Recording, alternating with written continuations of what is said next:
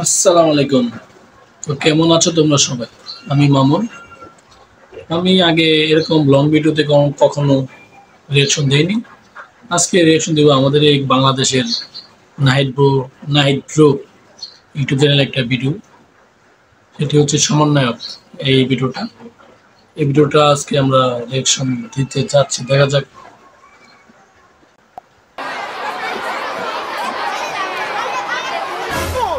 এত চিল্লাচিল্লি কেন? এই সারাইছে বসেক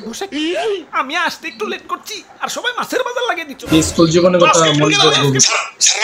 তোরা না কইছি ক্লাসে যে কথা কইবো তার নাম বোর্ডে লেখা রাখবি। স্যার লেখছি তো স্যার। ও কইছে oh no Nahid bro night bro খাওয়া ওই আর কথা কই আর কবি না স্যার কবি না স্যার আর কথা কও না স্যার ওই তারপর কারা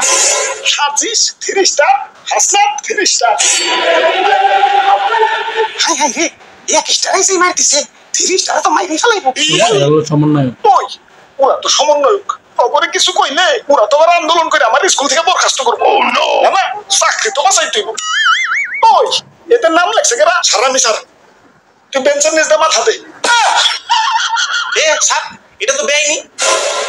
তুইও পেনশন নিস দে মাথা দে স্যার এ স্যার তোর স্কুল ডেস্ক স্যার আমার ব্যস্ত তোর স্কুল ড্রেসের কাছাকাছি আছে কিন্তু ও তো পাঞ্জাবি বই রাইছে ওই আজকে থেকে পাঞ্জাবি তো স্কুল ড্রেস সবাই পাঞ্জাবি বেরাবি চাকরি তো বাঁচাই তুই এখন যে পরিস্থিতি, সমন্বয়কে ক্ষমতা তাদের হাতে না। সমন্বয়কের ভয়ে স্যার তো পুরো ভয়ে না জানি চাকরি চলে যায়। আচ্ছা শোনারা তোমরা দুজনকে সমন্বয়ক আসিফ নাহিদ ওরা কো ওরা আর আসবো না স্যার কেন আসবো না কেন আই স্যার কি করবো স্যার কেন পড়ালেখা করবো পড়ালেখা করে আর কি করবো স্যার কেন সরকারি চাকরি নিব ওদের সরকারি চাকরি আর লাগবো না স্যার কেন কেন কারণ ওরা নিজেরাই সরকার হয়ে গেছে স্যার আপনি হোমওয়ার্ক দেখবেন না স্যার আপনি তো কইছিলেন যে হোমওয়ার্ক না করে নেইব ওরা ইচ্ছা মতন পিটাইবেন মনে পড়ছে আজকে যে হোমওয়ার্ক না করছে ওর আজকে খবর আছে আমাদের দাবি তোমাকে হোমওয়ার্ক চেনে তোমাকে হোমওয়ার্ক লাগবো না তোমরা হইলে সমন্বয়ক তোমরা দেশের কাজ করবা বাড়ির কাজের দরকার নাই বসো ওই আর পিছনের তোরা কি হোমওয়ার্ক করছো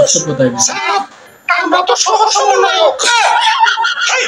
আগে তো দেখতাম দেশের কিছু লোক সভাপতি আর বাকি সব সহ সভাপতি এখন তো দেখতেছি কিছু সমন্বয়ক আর বাকি সব সহ সমন্বয়ক আমি গেলাম কানে সৎ সঙ্গে স্বর্গবাস অসৎ সঙ্গে সর্বনাশ আর সমন্বয়ক সঙ্গে সুবিধাই সুবিধা বাবা সাবাস সাবাস স্যার আমি কিন্তু হোমওয়ার্ক করছি স্যার ওই তোরা জিগাইছি তুই হোমওয়ার্ক করছিস নাকি আর কবি স্যার দেশে আমার মতো ভালো ছাত্র পদম নাই আন্দোলন করে আসিফ নাহিদ সরকার হয়ে গেল বাকি সমন্বয়করা সুপারস্টার হয়ে গেল আর আমি যেই লোক গদই রয়ে গেলাম ওরা বাপুরে ইয়া যারা ফার্স্ট বেঞ্চে বসো কংগ্রাচুলেশন ইয়া তোমরা চাকরিজীবী হইবে আর যারা তার পরের বেঞ্চে বসো ডাবল কংগ্রাচুলেশন তোমরা হইবে উদ্যোক্তা ব্যবসায়ী তোমরা ফার্স্ট বেঞ্চার তো চাকরি দিবে আর যারা আমার মতো লাস্ট বেঞ্চে বসো ট্রিপল কংগ্রাচুলেশন তোমরা এবার নেতা এমপি মন্ত্রী তোমরা আবার আগের বেঞ্চার কো উদ্বোস করাইবে আর যারা লাস্ট বেঞ্চের পরের বেঞ্চে বসে একটা কথা কিন্তু সত্য যে যারা পিছনের বেঞ্চে বসে বা অনেকে যারা প্রতিষ্ঠিত বড় বড় ব্যবসায়ী বা বিভিন্ন কোম্পানির মালিক বড় তারা কিন্তু বেশি লেখাপড়া করেন, তারা কিন্তু এমনিতেই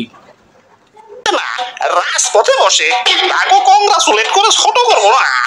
ইয়া তোমরাই বা সমন্বয়ক তোমরাই এমপি মন্ত্রী সহ পুরো দেশের সিস্টেমই উদ্বোস করাইবে কি রে কালকে তোর স্কুলে দেখলাম না কে ও নো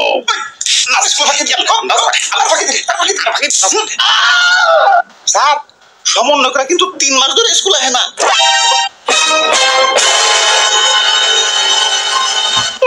তোরা জিগাইছি উপর দিয়ে কথা বলকে স্যার না না আর কপি না স্যার